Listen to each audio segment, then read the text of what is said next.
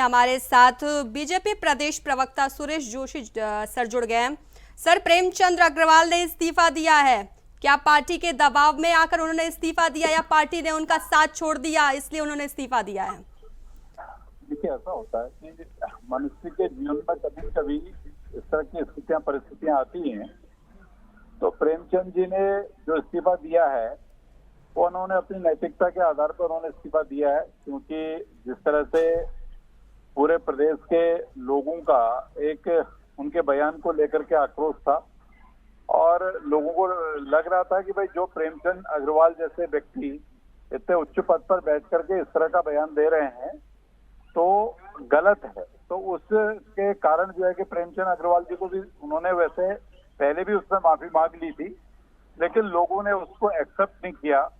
तो देश के प्रजातंत्र में जो जनता चाहती है और जो जनता के मन में होता है, जनता जो चाहती है उस निर्णय को हमको स्वीकार करना पड़ता है। अगर जनता के निर्णय से हम जो है कि मेंबर ऑफ पार्लियामेंट बनते हैं, मेंबर ऑफ असेंबली बनते हैं और किसी भी उच्चस्थ पद पर बैठते हैं, तो ये हमारा एक नैतिक कर्तव्य और नैतिक दायित्व होता है कि उसका हम पालन भी करें। तो प्रेमचंद जी ने जिस तरह से जनता का सम्मान करते हुए, जनता की बातों का सम्मान करते हुए नैतिकता के आधार पर इस्तीफा दिया है और ये सिर्फ और सिर्फ भारतीय जनता पार्टी का कार्यकर्ता और भारतीय जनता पार्टी का कैडर ही इस काम को कर सकता है। लोग बड़ी बड़ी बातें करते हैं लेकिन हिम्मत कभी नहीं जुटा पाते हैं। मैं उन पॉलिटिकल पार्टियों से ये भी पूछना चाहता हूं, उसी सदन में जो उनके विधायक सरेआम गालियां दे रहे थे, तो क्या उनके ऊपर कोई कार्रवाई की गई? क्या उन पॉलिटिकल पार्टियों ने उनसे कोई बातचीत की? क्या उन नेताओं पर कोई नैतिकता थी? कुछ ही नहीं था। लेकिन वो टीवी चैनल पर आकर के बड़ी बड़ी बातें करना और जो है कि लोगों को जो है कि शिक्षा देना या लोगों के को इस तरह का चरित्र उजागर करना कि जैसे सब कुछ इम्प्लीमेंट यही लोग करते हैं। इसलिए मैं इस बात के लिए अपनी पार्टी को कम से कम ये मानता हूं कि भाई जो हम कहते हैं वो हम करते हैं। ये आदर्श उन्होंने प्रस्तुत किया है। निश्चित तौर पर जनता भी उनके इस जो है कि उन्होंने इस्तीफा दिया है उससे खुश है। सुरेश जी, अभी हमारी हरीश रावत जी से भी बात हुई, उनका कहना है कि बीजेपी के अहंकार की हार हुई है, क्या कहेंगे आप इस पे?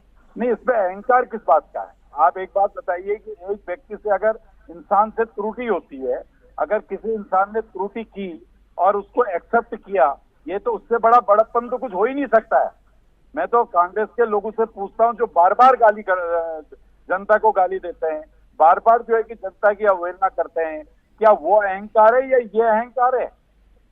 सर उन्होंने साथ में ये भी कहा है कि अगर नैतिकता के आधार पर वो इस्तीफा देते तो वो पहले ही इस्तीफा दे सकते थे। नहीं, देखिए, ये कोई पहले देना या बाद में, विषय पहले देना और बाद में देना नहीं होता है। विषय ये होता है कि जनता की बातों का सम्मान करना, ये हमें लोकतंत्र सिखाता है और ये लोकतंत्र की मर्यादा है।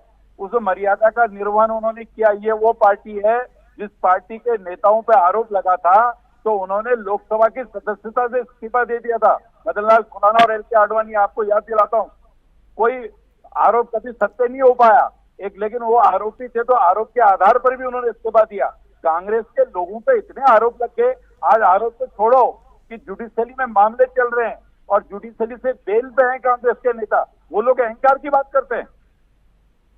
सुरेश जी, विपक्ष लगातार आपको इन मुद्दों पर घेरता है, क्या कुछ आप कहेंगे इस पे?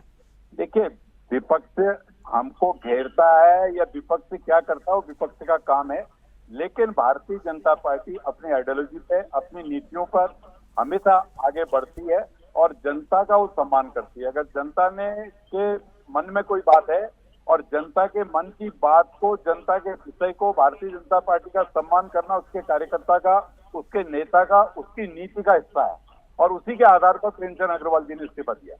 ठीक है सुरेश जोशी जी, हमारे साथ जुड़ने के लिए आपका धन्यवाद।